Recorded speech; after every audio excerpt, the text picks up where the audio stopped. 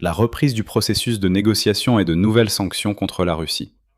Aujourd'hui, le 28 juillet, la rencontre entre le président de l'Ukraine, Volodymyr Zelensky, et le président des États-Unis, Donald Trump, s'est achevée dans le bureau ovale de la Maison-Blanche. Elle a duré plus d'une heure, s'est déroulée à huis clos sans la presse, et, à l'issue de celle-ci, les deux parties parlent, je cite, d'une intensification du processus de négociation. Alors qu'au Kremlin, on a déclaré que Donald Trump n'avait même pas prévu d'appeler Vladimir Poutine aujourd'hui. C'est aussi un point intéressant. Donald Trump rencontre personnellement Vladimir Zelensky pour la deuxième fois en juillet. Mais il ignore complètement le deuxième Vladimir Poutine. Le même jour, un groupe de sénateurs américains a annoncé qu'un accord bipartite avait été trouvé sur un projet de loi concernant de nouvelles sanctions contre la Russie, avec le pouvoir d'imposer des droits de douane jusqu'à 100%. Et c'est justement aujourd'hui que Zelensky s'adressera aux sénateurs, qui seront ceux qui adopteront finalement cette loi. Il est d'ailleurs révélateur que le Sénat ait déjà laissé entendre qu'il pourrait symboliquement prendre la décision, en présence de Zelensky, de commencer l'examen de la loi sur les sanctions contre la Russie. Autrement dit, lui donner officiellement le coup d'envoi. Ces deux événements liés sont importants car, pour la première fois depuis plusieurs mois, la voie diplomatique autour de la guerre en Ukraine a enfin bougé. Du moins au niveau des déclarations. Dans cet épisode, analysons ce qui s'est exactement passé aujourd'hui à Washington concernant l'Ukraine, ce qui se cache derrière les formulations des partis, et dans quelle mesure les attentes d'une percée après la rencontre entre Donald Trump et Volodymyr Zelensky sont-elles justifiées. Je suis Alexei Petchy. Discutons de ce sujet et tirons les conclusions de la rencontre Trump-Zelensky. Mais avant de commencer, je vous demande de vous abonner à cette chaîne YouTube. Nous approchons la barre des 300 000 abonnés, donc je vous serai reconnaissant pour chaque abonnement de votre part. Alors Donald Trump et Volodymyr Zelensky ont tenu aujourd'hui une réunion à huis clos à la Maison-Blanche, sans la presse et même sans le vice-président J.D. Vance. Commençons par les faits concernant la rencontre elle-même. Selon la Maison-Blanche, les négociations bilatérales entre Trump et Zelensky ont commencé à 9h47, heure de l'Est. Eh bien, pour les plus pointilleux, je précise que la réunion a commencé avec exactement 17 minutes de retard, si l'on se base sur le programme prévisionnel de Donald Trump pour aujourd'hui. Officiellement, le motif officiel de la visite de Zelensky à Washington était la cérémonie d'adieu au sénateur républicain Lindsey Graham, qui est décédé le 11 juillet à l'âge de 72 ans. Pendant des années, il a été l'un des principaux partisans de l'aide militaire à l'Ukraine au Sénat. Les adieux ont eu lieu dans la rotonde du Congrès, et Zelensky, selon ses propres mots, au début de la rencontre avec Trump, a exprimé ses condoléances suite au décès du sénateur américain. Je tiens également à préciser qu'au moment de l'enregistrement de cet épisode, Volodymyr Zelensky, Donald Trump et le Premier ministre israélien Benjamin Netanyahou sont arrivés à la rotonde pour faire leurs adieux à Lindsey Graham. Et c'est ainsi qu'un dialogue intéressant a eu lieu dans les coulisses de la rotonde entre Zelensky et Netanyahou. À en juger par leur visage et la façon dont ils parlaient, il était clair qu'ils ne parlaient pas de la météo. Mais pour l'instant, on ne sait pas exactement de quoi ils discutaient, même s'ils se sont serrés la main à la fin. Je vais vous montrer ce passage. Peut-être que l'un de vous sait lire sur les lèvres, et vous comprendrez donc de quoi Zelensky parlait avec Netanyahou.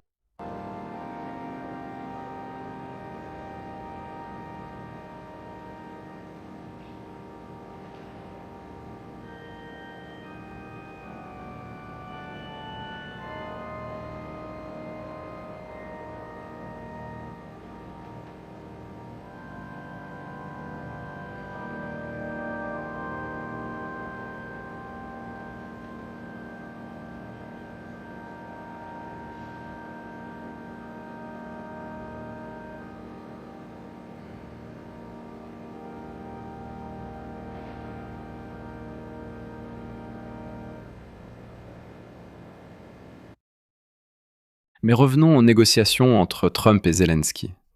La composition de la délégation ukrainienne indique que la visite n'était pas purement protocolaire. C'est plutôt à cause du caractère concret des discussions qu'elles ont été tenues à huis clos. Je précise aussi que les négociations entre Trump et Netanyahou étaient également à huis clos.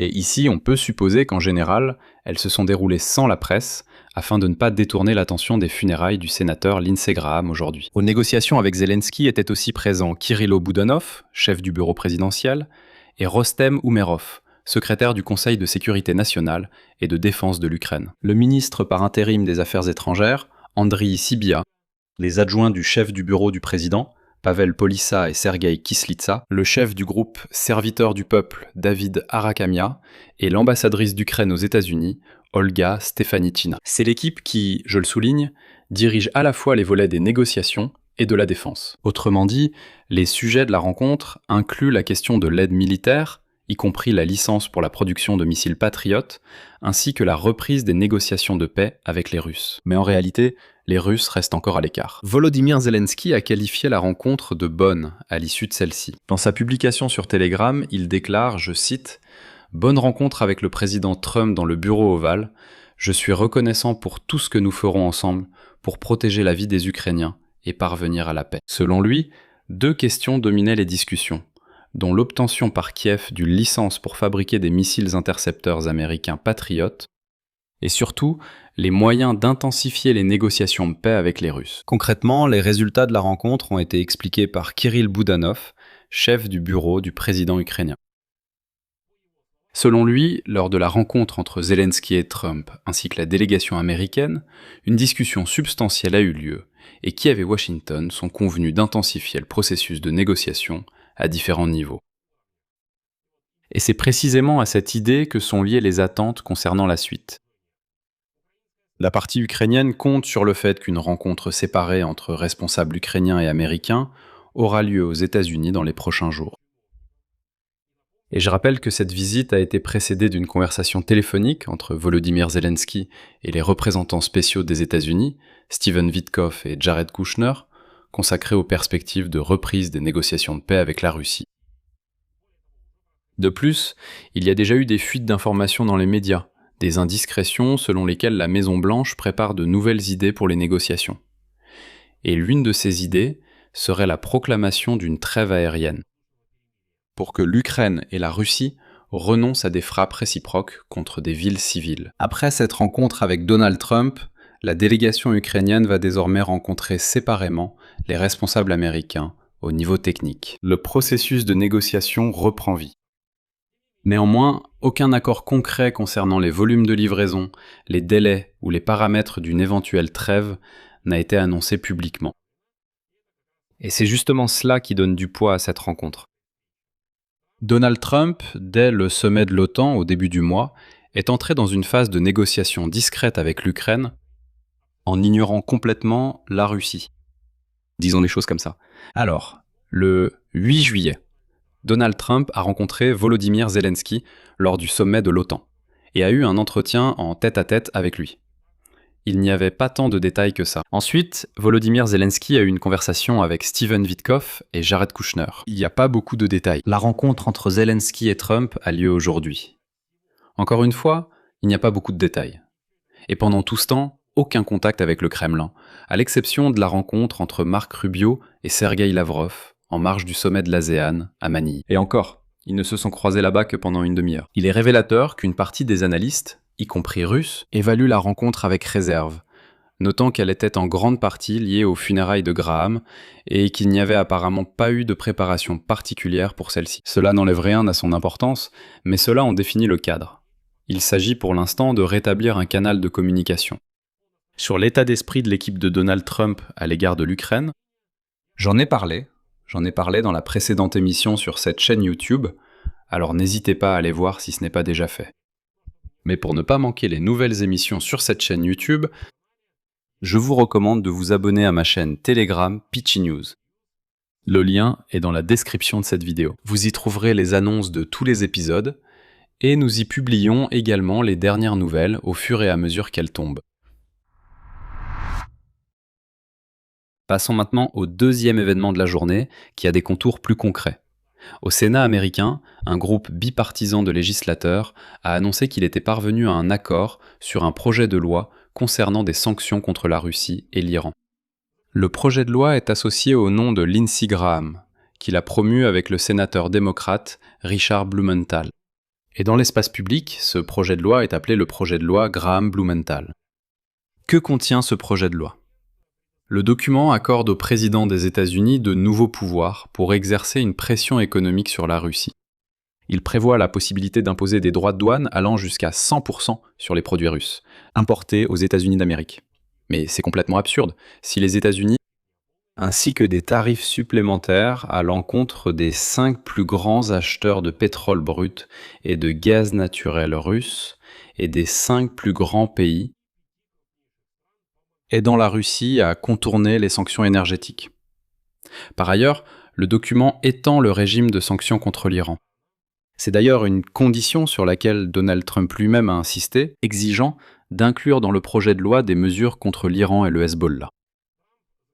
Donald Trump a soutenu le projet de loi car il peut désormais frapper d'un seul coup la Russie et l'Iran avec des sanctions. Autrement dit, le Sénat lui remet effectivement tous les leviers de pression entre les mains. Comme vous le savez grâce à la dernière émission sur cette chaîne YouTube, les États-Unis ont décidé de revenir à la pression par les sanctions contre l'Iran au lieu des bombardements. Cependant, il y a des réserves importantes qui distinguent tout de même l'accord annoncé de l'entrée en vigueur réelle de ce projet de loi. Tout d'abord, le document n'a pas encore été adopté. Le vote au Sénat pourrait avoir lieu cette semaine, mais la loi n'entrera définitivement en vigueur qu'en septembre au plus. Pourquoi ? Parce qu'en août, la Chambre des représentants sera en pause estivale. Les membres du Congrès partent en congé, bien que là-bas, je rappelle que Donald Trump exige du Congrès de ne pas partir en vacances tant que son paquet de loi électorale n'a pas été adopté. Déjà prévu en novembre, il est donc possible qu'il n'y ait pas de pause et que ce projet de loi soit adopté plus tôt. Cependant, je n'aurai pas autant d'espoir. Il vaut mieux attendre septembre. Deuxièmement, jusqu'à la dernière minute, une partie des démocrates bloquait ce projet de loi. La raison en est le mécanisme, parce que, à l'origine, le document, élaboré par Graham et Blumenthal, prévoyait que l'introduction ou la levée des sanctions serait décidée par le Congrès. Alors que la version actuelle élargit les pouvoirs du président lui-même, et une partie des démocrates craint que Trump ne gère les droits de douane simplement à sa guise. Troisièmement, il y a un détail, sans doute le plus important. La Chine, l'un des plus grands acheteurs de pétrole russe, n'est désormais plus soumise à des restrictions similaires. Selon Bloomberg, l'administration de Donald Trump cherchait à ne pas aggraver les relations commerciales avec Pékin, c'est pourquoi la Chine a été discrètement retirée du projet de loi. Cela limite l'effet des sanctions, la Chine restant le principal acheteur. Selon Bloomberg, l'administration Trump a retiré discrètement la Chine du projet de loi pour préserver les relations commerciales. Mais pour comprendre la signification de ces deux événements, la rencontre entre Volodymyr Zelensky et Donald Trump, ainsi que la finalisation du projet de loi sur les sanctions contre la Russie, il faut le contexte des dernières semaines. Pas seulement des jours, mais bien des semaines. Le processus diplomatique autour de l'Ukraine était objectivement dans l'impasse à la fin du mois de juillet. Le 23 juillet, à Manille, a eu lieu la première rencontre depuis presque un an du ministre russe des Affaires étrangères, Sergueï Lavrov, et du secrétaire d'État américain Marco Rubio. La rencontre a duré 35 minutes et s'est terminée sans résultat. Marco Rubio, à l'issue de cette rencontre, a déclaré qu'il fallait, je cite, « de nouvelles idées, de nouveaux concepts », et que les propositions précédentes pour l'Ukraine sont inacceptables. Et c'est cela qui a été le plus important, ce qui a tout simplement rendu les Russes furieux. Et ensuite, comme vous le savez, Lavrov a commencé à parler. Et voici la parole d'un mec, ce qui est dit est fait. Et il, parlait du fait que la Russie, soi-disant, à Anchorage, a donné sa parole d'homme, qu'elle tiendrait sa promesse. Mais les Américains n'ont pas tenu leur parole. En gros, cette racaille russe est sortie sur la scène internationale et a ouvert sa sale gueule. Mais bon, en principe, c'est pas si important, parce que Marco Rubio, à l'issue de cette rencontre, a déclaré pour la première fois que, soi-disant, les États-Unis d'Amérique vont se baser sur ce qui est acceptable pour l'Ukraine. Il dit « Regardez, toutes les tentatives précédentes ont échoué, précisément parce que cela était inacceptable pour l'Ukraine. Maintenant, nous allons élaborer de nouveaux concepts de négociation et de pression sur la Russie, en partant de ce qui est acceptable pour l'Ukraine. Voilà un excellent changement et une excellente évolution de position. Ah, mais en même temps, la position de Moscou s'est durcie.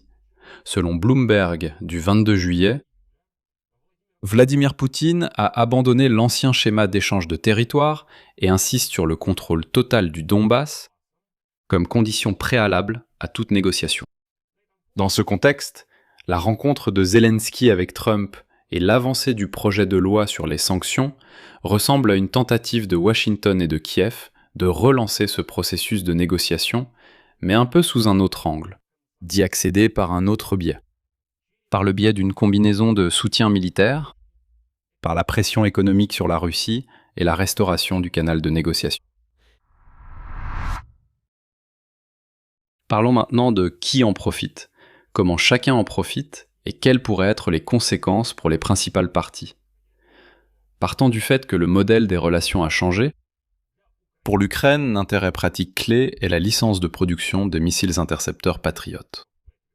Le principal problème de la défense antiaérienne ukrainienne n'est pas l'absence de systèmes, car ils existent. C'est une pénurie chronique de missiles pour les systèmes Patriot, aggravée par le fait que la guerre des États-Unis avec l'Iran a épuisé les stocks américains de ces mêmes intercepteurs. La localisation de la production évoquée lors de la rencontre entre Trump et Zelensky, et à laquelle précédemment, d'ailleurs, la Pologne avait proposé de se joindre, Kiev tente de réduire sa dépendance aux livraisons directes. Mais il faut garder la tête froide et rester lucide sur la situation. Même avec un accord politique, le lancement d'une telle production, selon Bloomberg, cela demande beaucoup de temps et malgré tout, le problème ne sera pas résolu dans les prochains mois. Pour les États-Unis d'Amérique, une telle configuration est un moyen pour l'administration de Donald Trump de conserver à la fois l'image d'un pacificateur et d'accroître la pression sur Moscou par procuration et non directement. C'est-à-dire non pas par une escalade militaire directe, mais par des sanctions et la vente de technologies aux Ukrainiens. Mais pour Donald Trump, il y a aussi un coût politique interne. L'élargissement des pouvoirs présidentiels. Sur les droits de douane, sujet sensible après la limitation des tarifs par la Cour suprême des États-Unis, le projet de loi sur les sanctions est ainsi devenu une source de différends bipartisans. Pour la Russie, l'effet militaire immédiat des deux événements d'aujourd'hui est limité et différé. Ici, le mot-clé est « différé ». Pourquoi ? Les sanctions, même adoptées, ne s'appliqueront qu'en septembre au plus tôt. La Chine a été exclue de l'impact de ces sanctions. Les livraisons de Patriot via licence de production représentent une perspective, pas un renforcement immédiat du front. Néanmoins, la tendance elle-même est défavorable pour Moscou. La reprise du contact entre Kiev et Washington au plus haut niveau et le soutien bipartisan aux sanctions réduisent l'espace pour une stratégie de temporisation, sur laquelle, à en juger par la déclaration de Peskov, le Kremlin mise sur le fait d'attendre que les Américains se libèrent. Pour l'Europe, la signification de la rencontre est indirecte. Elle s'inscrit dans la logique générale selon laquelle les États-Unis maintiennent leur implication dans la question ukrainienne. Cela atténue en partie les inquiétudes des capitales européennes sur un possible retrait de Washington. Parallèlement, la pression européenne s'intensifie avec le 21e paquet de sanctions de l'UE, le mécanisme de confiscation des cargaisons de la flotte fantôme. Tout cela va dans le même sens que le projet de loi américain en discussion. Mais ce n'est pas tout. Là-bas, en ce moment, l'Union européenne met en place deux mécanismes très importants. Premièrement, elle veut abandonner l'idée d'introduire des sanctions par paquet, parce que chaque paquet nécessite un vote de l'ensemble de l'Union européenne. Il y a toujours quelqu'un qui s'y oppose. Il faut tout revoir à chaque fois, et ainsi de suite. C'est pourquoi il a été décidé de voter des sanctions séparées. Dès qu'ils voient une chance, ils frappent où ils peuvent. On vote tous pour, tout le monde frappe. Il ne faut pas attendre ni le 22e, ni le 23e paquet. En plus, en ce moment, dans l'Union européenne, je vais vous dire un petit secret. Ils ont déjà préparé une liste de 1600 entreprises et personnes morales en Russie qu'ils veulent frapper avec des sanctions. En même temps, c'est pour essayer de faire s'effondrer précisément le secteur financier et bancaire en Russie. Mais pas seulement. Mais ici, il faut attendre des déclarations publiques et officielles. Et alors, nous reviendrons certainement sur cette question avec vous. Quelles issues sont envisageables après la rencontre entre Donald Trump et Volodymyr Zelensky aujourd'hui? Le premier scénario, et le plus probable à court terme, est la poursuite du travail au niveau des délégations. La rencontre prévue entre responsables ukrainiens et américains, un éventuel voyage de Steven Witkoff et Jared Kushner, d'abord à Kiev, puis à Moscou. Cela a également été discuté aujourd'hui. C'est une manière de rétablir lentement le canal de négociation, sans garantie de résultat.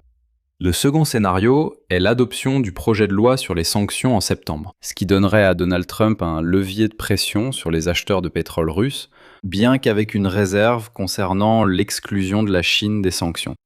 La troisième option, qu'on ne peut pas exclure, c'est que le processus soit à nouveau bloqué, si les positions de Moscou et de Kiev concernant les territoires et le statut restent incompatibles, comme l'a montré la rencontre à Manille entre Lavrov et Rubio.